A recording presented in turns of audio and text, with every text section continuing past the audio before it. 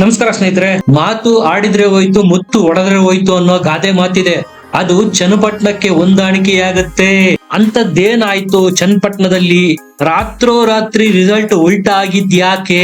ರಾಜಕೀಯ ಚಾಣಾಕ್ಷ ಅಂತ ಕರೆಸಿಕೊಳ್ತಾ ಇದ್ದವರು ತಾವೇ ತೋಡಿದ ಕೆಡ್ಡಕ್ಕೆ ಬಿದ್ದಿದ್ಯಾಕೆ? ನಿಮಗೆ ಓಟ್ ಹಾಕಿಸ್ತೀನಿ ಅಂತ ಬಂದವರು ಗೆಲ್ಲೋ ಅಭ್ಯರ್ಥಿನ ಸೋಲಿಸಿ ಬಿಟ್ರ? 2 ಬಾರಿ ಸತತವಾಗಿ ಸೋತಿರ್ತಕ್ಕಂಥ ನಿಖಿಲ್ ಕುಮಾರಸ್ವಾಮಿ ಅವರಿಗೆ 3ನೇ ಬಾರಿ ಅದೃಷ್ಟ ಇದೆಯಾ ಅಥವಾ ಇಲ್ವಾ? ನಿಜಕ್ಕೂ ಚನ್ನಪಟ್ಟಣ ಗೆಲ್ಲೋದು ಸಿದ್ದರಾಮಯ್ಯನವರಿಗೆ ಇಷ್ಟ ಇಲ್ವಾ? ಕಡೆಯ ಕ್ಷಣದಲ್ಲಿ ದೇವೇಗೌಡರ ಎಂಟ್ರಿ ಚನ್ನಪಟ್ಟಣದ ರಣಕಣನೇನಾದ್ರೂ ಬದಲಾಯಿಸೇ ಬಿಡ್ತಾ? ಗೆಲುವಿನ ವಿಶ್ವಾಸದಲ್ಲಿದ್ದಂತಹ ಸಿಪಿ ಯೋಗೇಶ್ವರ್ ಅವರು ಈಗ ಮಾಧ್ಯಮಗಳಿಗೆ 50-50 ಅಂತಿರೋದು ಯಾಕೆ? ಕಳೆದ ಬಾರಿ 85% ವೋಟಿಂಗ್ ಆಗಿತ್ತು, ಈ ಬಾರಿ 3% ಜಾಸ್ತಿಯಾಗಿ 88% ವೋಟಿಂಗ್ ಆಗಿದೆ. ಇದು ಹೆಚ್ಚುವರಿ ಮತದಾನ ಏನನ್ನ ಸೂಚಿಸುತ್ತೆ? ಹೆಚ್ಚುವರಿ ಮತಗಳು ಯಾರಿಗೆ ಬಿದ್ದಿದೆ? ಬಿಜೆಪಿ ಮತ್ತು ಜೆಡಿಎಸ್ ನವರು ಟಿಕೆಟ್ ಕೊಡ್ತೀವಿ, ನಮ್ಮ ಪಕ್ಷದಿಂದ ಮೈತ್ರಿಕೂಟದಿಂದ ನಿಲ್ಲಿ ಅಂತ ಅಲವತ್ತುಕೊಂಡ್ರು.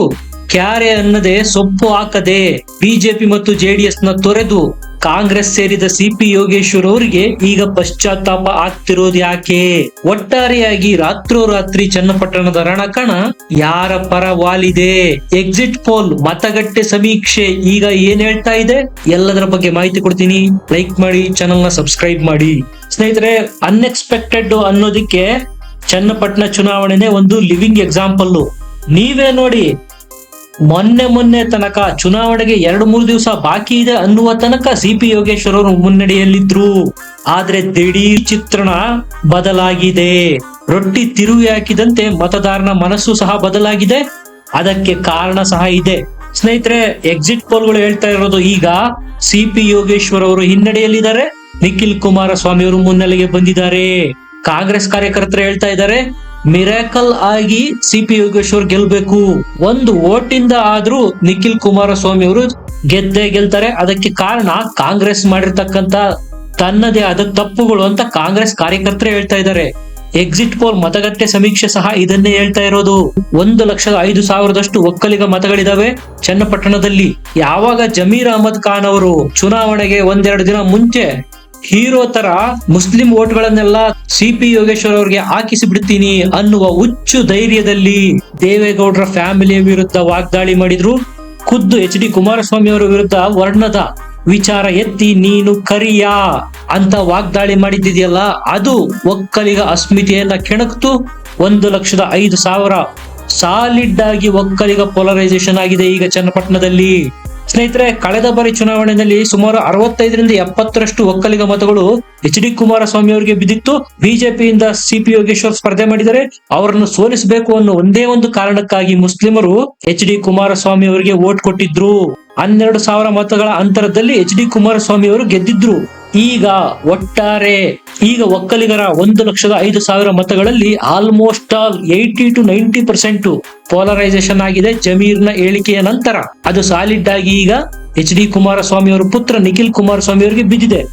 ಜಮೀರ್ ಅವರು ಕೇವಲ ಎಚ್ ಡಿ ಕುಮಾರಸ್ವಾಮಿ ಅವ್ರನ್ನ ಕರಿಯ ಅಂದಿದ್ರೆ, ಅವರು ಹೇಳ್ಕೊಂಡಿರೋ ಪ್ರಕಾರ ಎಚ್ ಡಿ ಕುಮಾರಸ್ವಾಮಿ ಅವರು ನನ್ನನ್ನ ಕುಳ್ಳ ಅಂತಾರೆ, ನಾನು ಅವ್ರನ್ನ ಕರಿಯ ಅಂತ ಕರಿತಾ ಇದ್ದೆ ಅಂತ ಸಮಜಾಯಿಷಿ ಕೊಟ್ಟು ಬಚಾವಾಗಬಹುದಿತ್ತು. ಆದ್ರೆ ಇನ್ನು ಮುಂದೆ ಹೋಗಿ ಭಾಷಣ ಮಾಡೋ ಬರದಲ್ಲಿ ಇಡೀ ದೇವೇಗೌಡರ ಕುಟುಂಬನೇ ಮುಸ್ಲಿಮರು ಚಂದ ಎತ್ತಿ ಕೊಂಡುಕೊಂಡು ಬಿಡ್ತಾರೆ, ರೇಟ್ ಹೇಳಿ ಅಂತ ಕೇಳಿದ್ದಿದೆಯಲ್ಲ, ಇದು ಇಡೀ ಒಕ್ಕಲಿಗ ಸಮುದಾಯನ ರೊಚ್ಚಿಗೇಳುವಂತೆ ಮಾಡ್ತು.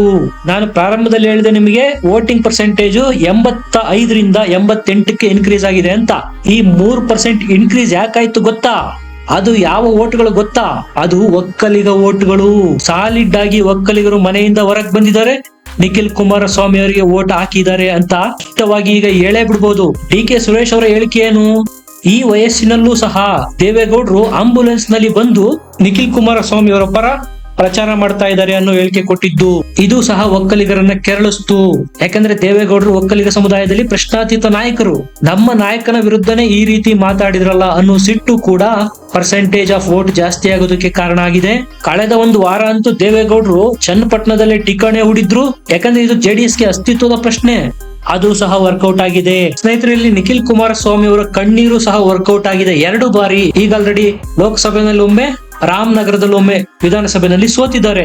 ಸಿಂಪತಿ ಸಹ ಇಲ್ಲಿ ವರ್ಕೌಟ್ ಆಗಿದೆ ನಿಖಿಲ್ ಕುಮಾರಸ್ವಾಮಿ ಅವರ ಪರವಾಗಿ. ಪಾಪ ಜೆಡಿಎಸ್ ಮತ್ತು ಬಿಜೆಪಿ ಟಿಕೆಟ್ ಪಡೆದು ಮೈತ್ರಿ ಅಭ್ಯರ್ಥಿಯಾಗೋದಕ್ಕೆ ರೆಡಿಯಾಗಿದ್ದ ಸಿಪಿ ಯೋಗೇಶ್ವರ್ ಅವರನ್ನ ಕಾಂಗ್ರೆಸ್ಗೆ ತಮ್ಮ ಸ್ವಾರ್ಥಕ್ಕೆ ಕರೆದುಕೊಂಡು ಬಂದವರು ಡಿ ಕೆ ಶಿವಕುಮಾರ್ ಅವರು. ಕಾರಣ ಮುಖ್ಯಮಂತ್ರಿ ಹುದ್ದೆ ಮೇಲೆ ಅವರು ಕಣ್ಣಿಟ್ಟಿದ್ರು. ಬೆಂಗಳೂರು ಗ್ರಾಮಾಂತರದಲ್ಲಾದ ಸೋಲಿಗೆ ಸೇಡು ತೀರಿಸಿಕೊಳ್ಬೇಕಾಗಿತ್ತು. ನೀವು ಕಾಂಗ್ರೆಸ್ಗೆ ಬಂದು ಇಲ್ಲಿ ಗೆದ್ರೆ ಆಡಳಿತ ಪಕ್ಷದ ಶಾಸಕರಾಗ್ತೀರಾ, ಪ್ರತಿಪಕ್ಷದ ಶಾಸಕರಾಗೋದಕ್ಕಿಂತ ಇದು ಒಳ್ಳೇದಲ್ವಾ?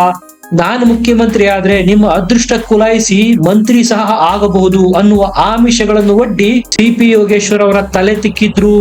ಅದರ ಫಲನ ಈಗ ಸಿಪಿ ಯೋಗೇಶ್ವರ್ ಅವರು ಅನುಭವಿಸ್ತಾ ಇದ್ದಾರೆ. ಸುಮಾರು 500 ಕೋಟಿ ರೂಪಾಯಿ ಅನುದಾನನೂ ಸಹ ಡಿಸಿಎಂ ಡಿ ಕೆ ಶಿವಕುಮಾರ್ ಅವರು ಅನೌನ್ಸ್ ಮಾಡಿದ್ರು ಚನ್ನಪಟ್ಟಣಕ್ಕೆ. ಆದ್ರೆ ಫೈನಲ್ ಆಗಿ ಅದು ಯಾವುದು ವರ್ಕೌಟ್ ಆದಂತೆ ಕಾಣ್ತಾ ಇಲ್ಲ. ಅದನ್ನೇ ಎಕ್ಸಿಟ್ ಪೋಲ್ಗಳು ಸಹ ಹೇಳ್ತಾ ಇರೋದು. ಸ್ನೇಹಿತರೆ, ಲೆಕ್ಕಾಚಾರ ಮೇಲೇನೆ ಸ್ಪಷ್ಟವಾಗಿದೆ. ಕಾಂಗ್ರೆಸ್ಗೆ ಸುಮಾರು 13ರಿಂದ 15 ಸಾವಿರ ಓಟ್ ಇದೆ ಚನ್ನಪಟ್ಟಣದಲ್ಲಿ. ಸಿಪಿ ಯೋಗೇಶ್ವರ್ಗೆ ಅವರದ್ದೇ ಸ್ವಂತ ಬಲದ 65ರಿಂದ 70 ಸಾವಿರ ಓಟ್ ಇದೆ.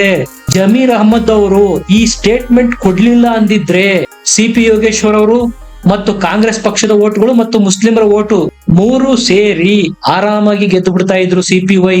ಇಲ್ಲಿ ಖಳನಾಯಕ ಸಿಪಿವೈಗೆ ಆಗಿದ್ದು ಜಮೀರ್ ಅಹಮದ್. ಕ್ಯಾಲ್ಕುಲೇಷನ್ ಸಿಂಪಲ್ ಇದೆ, ನೀವೇ ನೋಡಿ. ಜಮೀರ್ ಅಹಮದ್ ಆ ಸ್ಟೇಟ್ಮೆಂಟ್ ಕೊಡ್ಲಿಲ್ಲ ಅಂದಿದ್ರೆ 85ರಿಂದ 88% ವೋಟ್ ಇನ್ಕ್ರೀಸ್ ಆಗ್ತಾನೆ ಇರಲಿಲ್ಲ. ನಾನು ಈಗಾಗ್ಲೇ ಹೇಳ್ದೆ, ಆ 3% ಓಟು ಒಕ್ಕಲಿಗರದ್ದು. ಜಮೀರ್ ಅಹಮದ್ ಆ ಸ್ಟೇಟ್ಮೆಂಟ್ ಕೊಡ್ಲಿಲ್ಲ ಅಂದಿದ್ರೆ ಒಕ್ಕಲಿಗರ ವೋಟ್ಗಳು ಡಿವೈಡ್ ಆಗ್ತಾ ಇತ್ತು. ಯಾಕಂದ್ರೆ ಯೋಗೇಶ್ವರ್ ಅವರು ಸಹ ಒಕ್ಕಲಿಗ ಸಮುದಾಯಕ್ಕೆ ಸೇರ್ತಾರೆ. ಅದರ ಲಾಭ ಫೈನಲ್ ಆಗಿ ಆಗ್ತಾ ಇದ್ದಿದ್ದು ಸಿಪಿ ಯೋಗೇಶ್ವರ್ ಅವ್ರಿಗೆ. ಆದ್ರೆ ಜಮೀರ್ ಕಡ್ಡಿ ಅಲ್ಲಾಡ್ಸಿದ್ದು ಸಿಪಿ ಯೋಗೇಶ್ವರ್ ಅವರ ಸೋಲಿಗೆ ಮುನ್ನುಡಿ ಬರೀತು.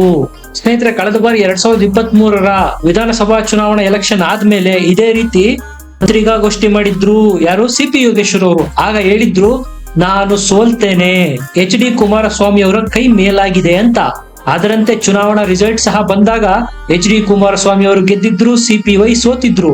ಈಗ ಮತ್ತದೇ ಪತ್ರಿಕಾಗೋಷ್ಠಿ ಮಾಡಿದ್ದಾರೆ. ಈಗ ಹೇಳ್ತಾ ಇರೋದೇನು, 50-50 ಚಾನ್ಸಸ್ ಇದೆ ಮಾತ್ರ ಅಂತ. ಸ್ನೇಹಿತರೆ, ಸಿಪಿ ಯೋಗೇಶ್ವರ್ ಅವರು ಚನ್ನಪಟ್ಟಣದವರೇ. ಅವರಿಗೆ ಬೂತ್ ಮಟ್ಟದಲ್ಲೂ ಲೆಕ್ಕಾಚಾರ ಇದೆ. ನಾಡಿ ಮಿಡಿತ ಚೆನ್ನಾಗಿ ಗೊತ್ತಿದೆ ಚನ್ನಪಟ್ಟಣದು. ಯಾವ ಯಾವ ಗಲ್ಲಿನಲ್ಲಿ ನನಗೆ ಓಟ್ ಹಾಕೋರಿದ್ದಾರೆ, ಎಲ್ಲೆಲ್ಲಿ ಎಷ್ಟು ಪ್ರಮಾಣದ ಓಟ್ ಆಗಿದೆ, ಅದರಲ್ಲಿ ನನ್ನ ಪಾಲೆಷ್ಟು ಅನ್ನೋ ಎಲ್ಲ ಸ್ಪಷ್ಟ ಲೆಕ್ಕಾಚಾರ ಸಿಪಿ ಯೋಗೇಶ್ವರ್ ಅವರಿಗೆ ಗೊತ್ತು. ಅವರೇ 50-50 ಚಾನ್ಸು ಅಂದ ಮೇಲೆ ಎಲ್ಲೋ ಒಂದ್ ಕಡೆ ಸೋಲಿನ ಭಯ ಶುರುವಾಗಿದೆಯಾ? ಇನ್ನೂ ಮುಂದೆ ಹೋಗಿ ಸಿಪಿ ಯೋಗೇಶ್ವರ್ ಅವರು ಖುದ್ದು ಕಾಂಗ್ರೆಸ್ನವರ ವಿರುದ್ಧನೇ ಹರಿಹಾಯ್ದಿದ್ದಾರೆ. ಇನ್ನೂ ಒಂದು ಹೆಜ್ಜೆ ಮುಂದೆ ಹೋಗಿ ಸಿಪಿ ಯೋಗೇಶ್ವರ್ ಅವರು ಕಾಂಗ್ರೆಸ್ನವರ ವಿರುದ್ಧ ಅಸಮಾಧಾನ ವ್ಯಕ್ತಪಡಿಸಿದ್ದಾರೆ. ಜಮೀರ್ ಅವರು ಆ ಹೇಳಿಕೆ ಕೊಡಬಾರ್ದಾಗಿತ್ತು. ಕುಮಾರಸ್ವಾಮಿ ಅವರನ್ನ ಕರಿಯ ಅಂದಿದ್ದು ತಪ್ಪು, ಅದು ಚುನಾವಣೆಯ ಮೇಲೆ ಎಫೆಕ್ಟ್ ಆಗತ್ತೆ ಅಂತ ಒಪ್ಪಿಕೊಂಡಿದ್ದಾರೆ ಕೂಡ. ಸ್ನೇಹಿತರೆ, ಇಲ್ಲಿ ಜಮೀರ್ ಅಹಮದ್ ಬಂದಿದ್ದಕ್ಕೆ ಇನ್ನೂ ಒಂದು ಲೆಕ್ಕಾಚಾರ ಇದೆ. ಸಿಪಿ ಯೋಗೇಶ್ವರ್ ಅವ್ರು ಏನಾದ್ರು ಗೆದ್ದು ಬಿಟ್ರೆ ಅದು ಡಿ ಕೆ ಗೆಲುವಾಗತ್ತೆ. ಇದು ಸಿದ್ದರಾಮಯ್ಯನವ್ರಿಗೆ ಬೇಕಾಗಿರ್ಲಿಲ್ಲ. ಮುಂದೊಮ್ಮೆ ತನ್ನ ಕುರ್ಚಿಗೆ ಗಂಡಾಂತರ ಏನಾದ್ರು ಇದ್ರೆ ಅದು ಡಿ ಕೆ ಇಂದ ಅಂತ ಸಿದ್ದರಾಮಯ್ಯನವ್ರಿಗೂ ಗೊತ್ತಿದೆ. ಚನ್ನಪಟ್ಟಣ ಏನಾದ್ರು ಡಿ ಕೆ ಗೆದ್ರು ಅಂದ್ರೆ ಕಾಂಗ್ರೆಸ್ನೊಳಗೆ ಕೂಗೇಳುತ್ತೆ. ಈಗ ಹೇಗಿದ್ರು ಭ್ರಷ್ಟಾಚಾರದ ಹಗರಣದಲ್ಲಿ ಮುಳುಗಿ ಹೋಗಿದ್ದಾರೆ ಸಿದ್ದರಾಮಯ್ಯನವರು. ಅದರ ಜೊತೆಗೆ ಚನ್ನಪಟ್ಟಣ ಬೇರೆ, ಗಾಯದ ಮೇಲೆ ಉಪ್ಪು ಸುರಿದಂತಾಗತ್ತೆ. ಅದು ಆಗೋಕೆ ಬಿಡಬಾರ್ದು ಅಂತಾನೆ ಜಮೀರ್ ಅವರಿಂದ ಇಂಥ ಹೇಳಿಕೆಯನ್ನು ಕೊಡಿಸುವ ಮೂಲಕ ನಿಖಿಲ್ ಕುಮಾರಸ್ವಾಮಿ ಅವರ ಗೆಲುವಿಗೆ ಪರೋಕ್ಷವಾಗಿ ಸಿದ್ದರಾಮಯ್ಯನವರೇ ಕಾರಣ ಆಗಿದ್ದಾರೆ ಅನ್ನುವ ಮಾತುಗಳು ಸಹ ಕೇಳಿ ಬರ್ತಾ ಇದೆ. ಒಟ್ಟಾರೆಯಾಗಿ ತಾನೇ ತೋಡಿದ ಕೆಡ್ಡಕ್ಕೆ ಕಾಂಗ್ರೆಸ್ ಬಿದ್ದಿದೆ. ಮತಗಟ್ಟೆ ಸಮೀಕ್ಷೆ ಸಹ ಹೇಳ್ತಾ ಇರೋದು ನಿಖಿಲ್ ಕುಮಾರಸ್ವಾಮಿ ಅವರ ಕೈ ಮೇಲಾಗಿದೆ ಅಂತ. ನಿಮ್ಗೆ ಏನನ್ಸುತ್ತೆ ಕಮೆಂಟ್ ಮಾಡಿ, ಲೈಕ್ ಮಾಡಿ, ಚಾನಲ್ ನ ಸಬ್ಸ್ಕ್ರೈಬ್ ಮಾಡಿ. ಮತ್ತೆ ಸಿಗೋಣ. ನಮಸ್ಕಾರ.